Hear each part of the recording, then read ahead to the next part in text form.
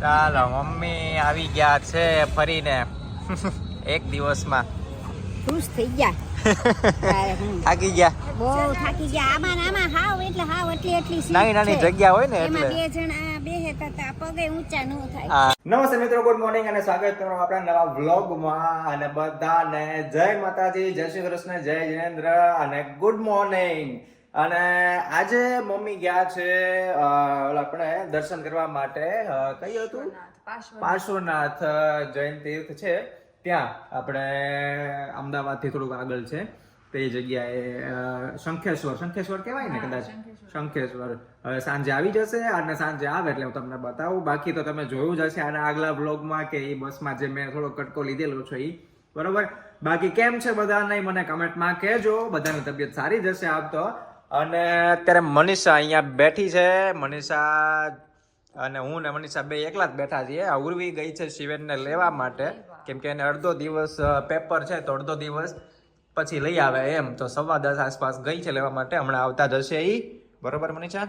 કેમ કે પાછી એની થોડીક તબિયતમાં હમણાં પ્રોબ્લેમ ચાલે છે ને.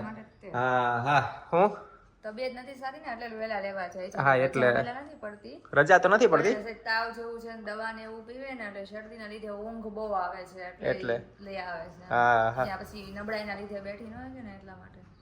આમ તો આમાં શું થાય કે આપણને એમ થાય કે નથી મોકલવો વખતે, પણ પેપર ચાલુ છે ને એટલે શું સવારે ખાલી 1-1.5 કલાક પેપર દઈ આવે, પછી થોડી વાર રહીને બ્રેકના સમયમાં એટલે કે રિસેસના સમયમાં લઈ આવે. એ રીતે ગોઠવ્યું છે.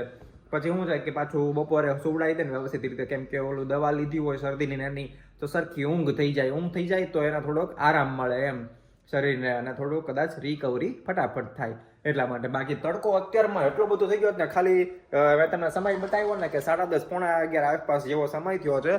અને તડકો જુઓ તમે અહીંયા કેવો તડકો લાગે છે આમ જુઓ. અને મનીષા હવે ચૂલાની તૈયારી કરે છે. એટલે ચૂલે રસોઈ તો નથી બનાવવાની, પણ ચૂલાનો એક કોમેડી વિડીયો બનાવવાનો છે. તમે જોજો, મજા આવશે. તમે શું કહેવાય જોશો ને એટલે તમને આખો ખ્યાલ આવી જશે કે કેવી રીતના હતું એમ. બાકી જો અત્યારે તૈયારી કરે છે. અને અમારે પાછળ જો મંદિર કેવું સરસ મજાનું દેખાય છે. અત્યારે કંઈક ફંક્શન આવવાનું છે, હવે કોકના લગ્ન હશે, લગ્નની સિઝન આવી ગઈ છે એટલા માટે. અને થઈ ગયું તૈયારી?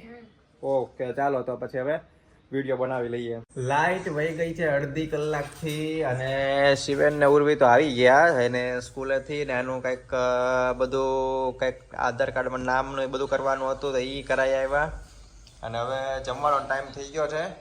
તો આજે પાછું ગુરુવાર છે એટલે એકટાણું જમી લઈએ. પછી પાછું મમ્મીને સવારે એમ તો વાત કરી લીધી મમ્મી આવે તે ત્યાં પહોંચી ગયા હતા સવારે 4:30-5 વાગ્યામાં. પછી પૂજા ને એ બધું કર્યું. પછી કંઈક સવારે નાસ્તાનો ટાઈમ થયો હતો 7:30-8 વાગ્યાનો. તો એ વખતે જતા હતા સવારે 8 વાગ્યા આસપાસ જવાના હતા નાસ્તો કરવા. અને અત્યારે જમવાનો ટાઈમ થઈ ગયો હશે. હમણાં થોડી વાર રહીને અડધી કલાક પાછું રહીને કોલ કરું બરોબર. અને સાંજે નીકળશે એટલે રાત્રે તો પહોંચી જશે. એટલે રાત્રે પાછું મળીશું પાછા મમ્મી સાથે. અને ત્યાં સુધી તો પાછું હું મનીષા જશું આ છોકરાઓને ભણાવવા માટે. ત્યાં જઈ આવશું.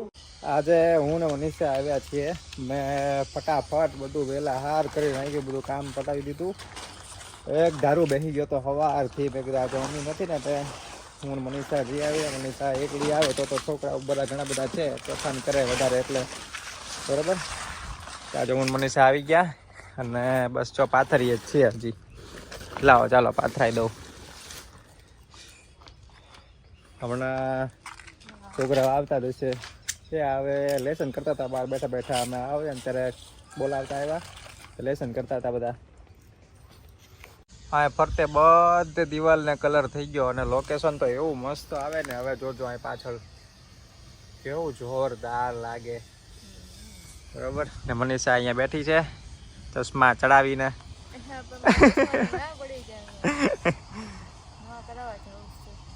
આજે ભણાવવાનું ચાલુ નહીં કરાવાય, કેમ કે એક ભાઈ આવ્યા છે નાસ્તો લેવા ગયા છે. કા હમણાં આવશે કા ને લેવા ગયા ને કાંઈક છે હે ગયા ને.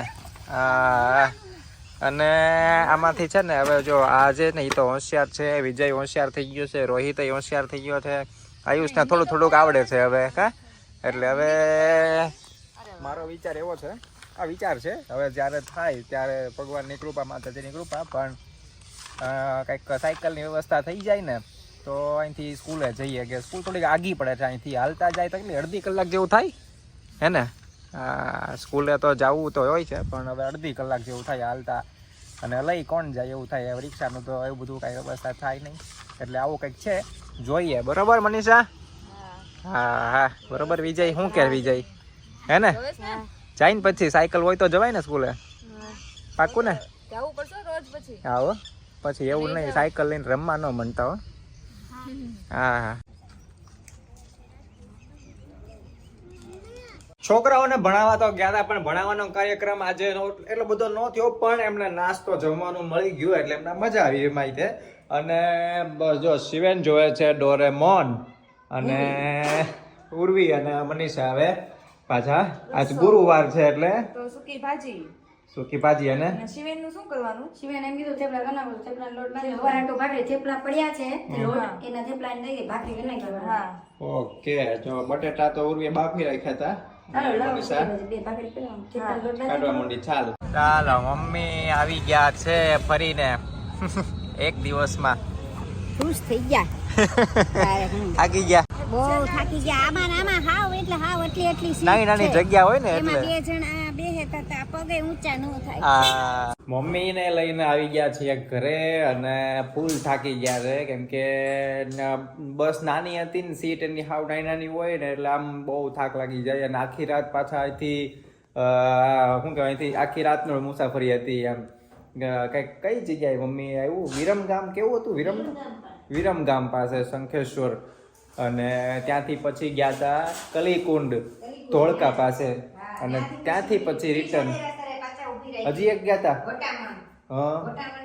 વટાવણ પાસે એક હજી દેરાસર ગયા હતા 3 જગ્યાએ જઈને આવ્યા અને ફૂલ મુસાફરી એમ અહીંથી ગયા રાતની આખી મુસાફરી આવ્યા એ રીતના આખું અને એક તો ઊંઘ એટલી બધી થાય નહીં અને આ રીતના આખી મુસાફરી અને ઘણા ટાઈમ પછી કરી હે ને અમે કેટલા 4-5 વર્ષ પછી આવી રીતના ટ્રાવેલિંગ કરું 4-5 વર્ષ થઈ ગયા નહીં આપણી ગાડીમાં નાની કેવા મીંડા કે આવી બસમાં કોઈ ન હા આપણી ગાડી હોય તો જવાય થાક લાગી જાય ને એટલે હારું હાલો તો પછી હવે હુઈ જાય હાલો ત્યારે હવે ગુડ નાઇટ કહી દો ખાલી હવે આજ તો તે કાંઈ બીજું કાંઈ કીધું નથી આજ તો ક્યાંથી કે હોય હા તો એટલે જ કે કહું છું હું હાલો જય શ્રી કૃષ્ણ જય જિનેન્દ્ર જય માતાજી કાલે મળીએ ગુડ નાઇટ હા હા ચાલો તો બધાને બ્લોગમાં મજા આવી ગઈ હોય તો એક લાઈક કરજો શેર કરજો સબસ્ક્રાઇબ કરી દેજો સબસ્ક્રાઇબ ન કર્યું હોય તો અને આવતીકાલે મળી એક નવા વ્લોગમાં ત્યાં સુધી બધાને આવજો બાય બાય ગુડ નાઇટ જય માતા જય શ્રી કૃષ્ણ અને જય જીનેન્દ્ર આવજો બાય બાય